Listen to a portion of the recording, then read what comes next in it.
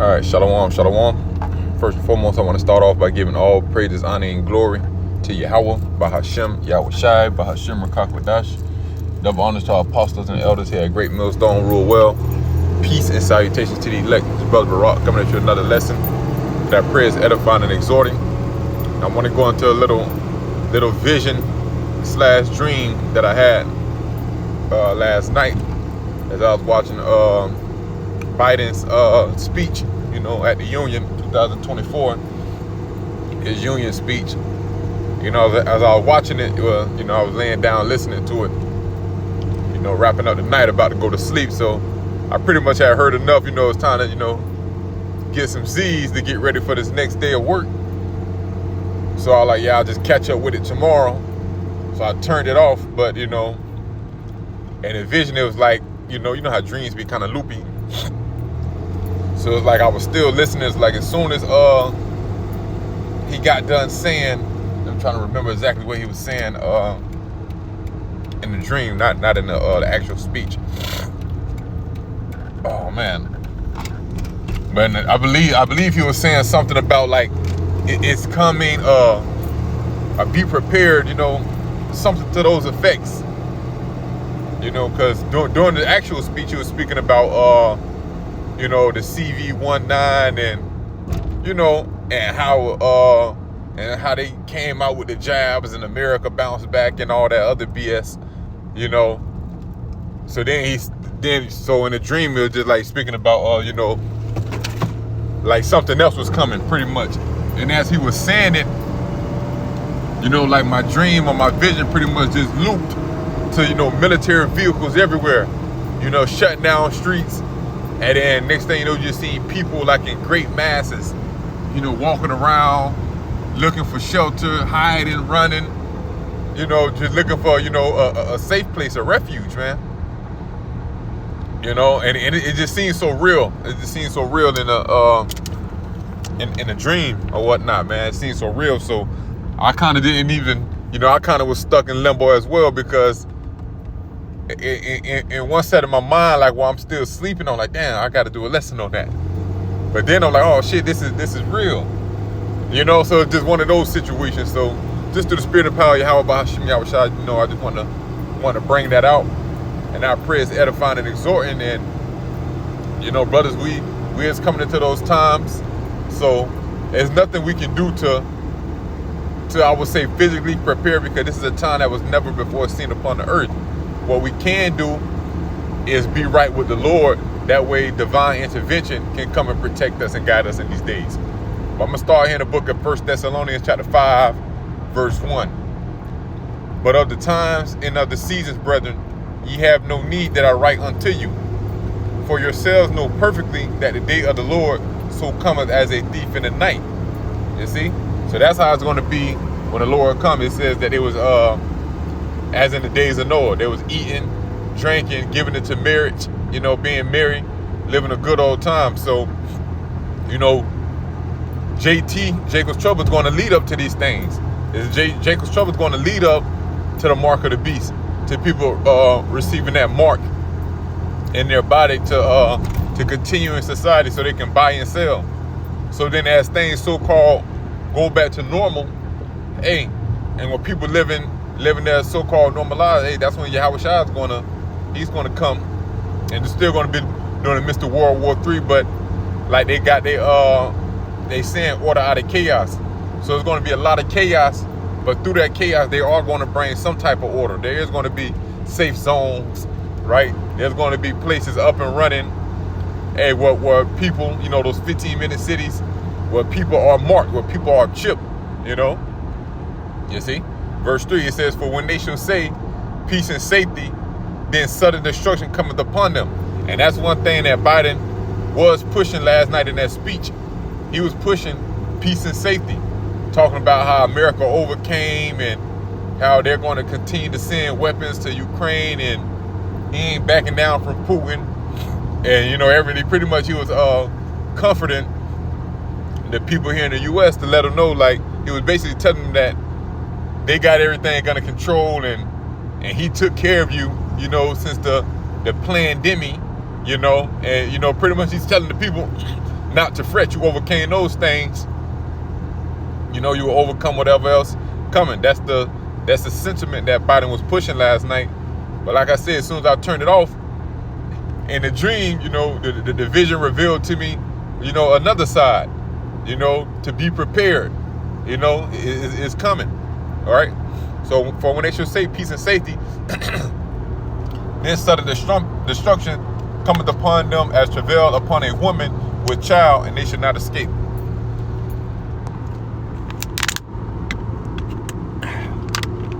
Salakia. Yeah, man. They should not escape. And that's what I seen, you know, in my dream last night, you know. Hey, they just they just swarmed the place out of nowhere pretty much. And the people wasn't prepared, you know. It was unexpected, and you know that's a tactic of war. That's the art of war. That's how you it's called the element of surprise. That's how you keep the advantage over your enemy.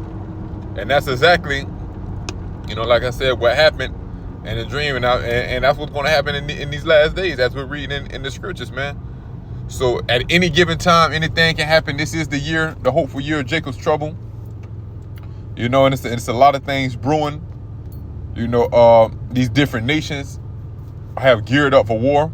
America as well. He's talking, that's another thing Biden was talking about, not sending any actual troops over there to Ukraine, but just sending the weapons, and those weapons will be created here on American soil to bring more American jobs. You know, just a whole bunch of BS to calm the people down and have them thinking that everything is going to be well for them. Let's read this in the NLT, 1 Thessalonians 5:3. When people are saying everything is peaceful and secure, that's another thing he's saying, hey, you ain't got nothing to worry about. Now I got to go back and finish it, because I'm sure he would have had to speak on the border crisis, you know. But that's the thing about these devils. They talk with a double-edged tongue, with a forked tongue, you know. It says, then disaster will fall on them as suddenly as a pregnant woman's labor pains begin, and there will be no escape. You see that? Suddenly, and there will be no escape. So when that judgment comes down, oh man, it's going to be bad out here, man, for you average citizens, man. You average people out here, those who aren't protected by Yahweh Hashem Yahushua. Because even us, we're going to be in the midst of this, as I seen myself in the midst of the dream as well, catching hell. But guess what? Our refuge is Yahweh Hashem Yahushua. We're going to overcome. Verse 4, it says, but ye brethren are not in darkness, that day shall overtake you as a thief. So we're not in darkness. The Lord, he gave us the signs of his return.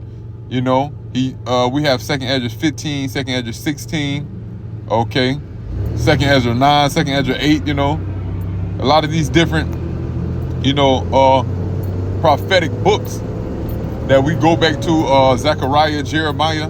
So we know that the wrath of the Lord is coming, and we had the signs of the time in which they would be here.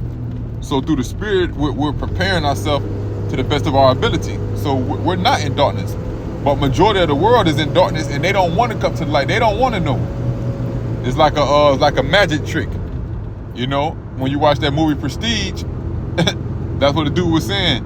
He said, yeah, you're fool. So you're looking for the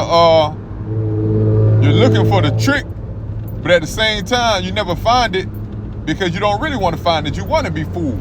And that's the masses of our people now. They have become accustomed to laying in filth, to being sedated, you know, because that sedation feels good to them, you know, because once you awake, then you're held accountable, responsible. Then there's a duty to you to repent, turn around. You know, certain things are coming about, so you have to prepare. And what they say, preparation is the hardest part. You see? And that's what our people do not want to do. Our people don't want to gear themselves up.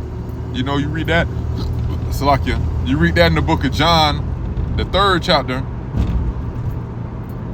when Yahushua is speaking about the light has come in the world, but people love darkness, okay, because their deeds are wicked. So they ultimately want to stay in this darkness. They want to stay in this filth because they have become accustomed to it, and that was a part of their life, right? But that's hey, should the unbelief make the word of the Most High void? God forbid. At the end of the day, these things are still going to come to pass, and Yahushua is still coming, right? So 1 Thessalonians 5 and not 5, it says, "Ye are the children of light and the children of the day. We are not of the night nor of darkness." You see, so we're not with this wickedness, and we're not with this darkness. We have the light. Why? Because Yahushua is in us. So ultimately, through the Spirit, we're preparing spiritually for these things to come. Okay? Therefore, let us not sleep as do others, but let us watch and be sober.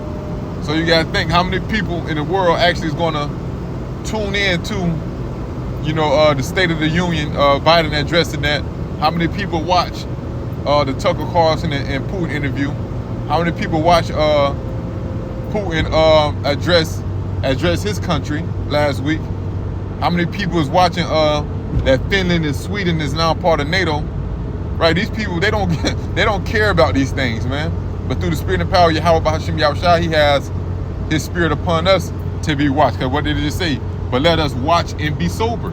You see, starting with the head apostles on down, we're watching. Well, because we're prepared for that day. We're preparing for that day.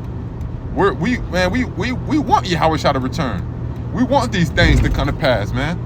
Okay? Because that's where our salvation lies at, man. Okay, we trying to get the hell up out of here, man. And then, you do see a lot of different people on those comment boards, saying what they saying. A lot of people are privy that war is coming, and war is on the horizon, but they don't understand about how far it's going to go, and that Yahushua HaMashiach, this is all the Lord's plan. Let's grab that real quick. That's one thing these people don't know, is that this is the Lord's plan to gather all these nations. Joel chapter 3 verse 1, and I'm gonna read this in the NLT. At the time of those events, what events? The events that we're seeing right now. The prophecies, kingdom against kingdom, nation against nation. Says at the time of those events, says the Lord Yahweh, when I restore the prosperity of Judah and Jerusalem, as the Lord is doing now by what? Pouring out His Spirit into us. Us out on the highways and byways prophesying. The Lord raising up His prophets, His teachers. Us making these lessons daily. This is the time of the Lord restoring our prosperity, turning the captivity. We almost, man, we about to be liberated. The Lord is coming to liberate us, man. Right? It says, "I will gather the armies of the world." So that's what's taking place here. The Lord is gathering the armies of the world, and that's what the masses of the people don't understand, that this is the Lord's plan. Now people are starting to reference the Bible. You got who is that? Was that Joe Rogan and Cat Williams speaking about the mark of the beast? They were going into the Neuralink thing, right? You see, so they're able to link some things up with the Bible, but what? They don't have the 100% truth. They don't have the name. They don't have the 100% doctrine. They haven't repented. So yeah, you can be these talking heads and on these platforms, which is ultimately part of the Lord's plan as well, making their own tongue to fall upon them. All things are prophecy right now, and that's what the masses of the people don't understand. It says, "I will gather the armies of the world into the valley of Jehoshaphat," which is the Middle East. Okay. "There I will judge them for harming my people, my special possession, for scattering my people among the nations, and for dividing up my land." Right? So that's why the Lord is that's why these nations are gathering, which is the Lord gathering them to judge them. Okay? You got Israeli, the Israelis. So you got Amalek over there. Then they want to fight against Hezbollah. Then they want to bomb the Gaza Strip. They want to get rid of Ishmael, what you call an ethnic cleansing. So you got all these different nations that departed our land, all the fighting one against another. But this is all the Spirit of the Lord. Why? Because He's bringing that judgment. The Lord is gathering all you different nations, gearing all you different nations up for war, so that way He can come execute His judgment and deliver His elect. So yeah, brothers, man, that's pretty much what I want to go into, a little bit of that dream/vision that I had, Hey, the time is nigh, and it's going to be quick and brutal. It's going to be just like that JT, like the Apostle Tahar always say, hey, when Jacob's trouble hit, you're not going to have to ask, Are we in Jacob's trouble? You're gonna know it's gonna be all hell breaking loose. You see what's happening over there in Haiti? That's just a precursor to what's coming over here, man. Hey, and you people gonna need to eat. You people gonna need to eat, man. So cannibalism is gonna be coming back, man. Apparitions, people are gonna be plagued in the mind greatly. Okay. Hey, so prepare yourself, man. How do you prepare yourself? By praying, fasting, repenting, coming to serve the Lord, and taking this thing for real, and taking it deadly serious, man. Matter of fact, we can close out on Zephaniah chapter 2. Zephaniah chapter 2, verse 3. It says, seek ye the Lord Yahweh, all ye meek of the earth, which have wrought his judgment. So we all have earned the Lord's judgment. We all have did evil and wickedness. There's not no man that have not fallen short of the glory. So we all have fallen short of the glory. We all have wrought his judgment. That's why the Lord is saying, hey, seek ye me. That way maybe I can have mercy and compassion upon you. You know? Get over here. Seek ye the Lord, all ye meek of the earth, which have wrought his judgment. Seek righteousness. Seek meekness. It may be ye shall be hid in the day of the Lord's anger. So as I was going to tell you about the vision, that was the day of the Lord's anger. Now the Lord, he's going to use his sword to come down with great judgment, great slaughter. You read that in Ezekiel. It says the sword is being furbished, you know, an evil waiter for thee, watching for thee. So that sword is sharpened, and you know, it's ready to slay, man. Right? And the sharper the sword is, you know, the more efficient it is, right? So that once that sword is swung, it's going to cut, man. It's going to cut, right? And you people are going to be drastically harmed. So the best thing to do is, hey, repent, seek the Lord, and it may be, Lord willing, maybe we may be hid in the day of his anger, because we're going to need a standard. We're going to need a way to escape, right? So I pray this was edifying and exhorting. I'm going to wrap it up, giving all praise, honor, and glory to Yahweh, Bahashem, Yahweh Shai, Bahashem Rakakwadash. Double honors to our apostles and elders at Great Millstone Rule Well. Peace and salutations.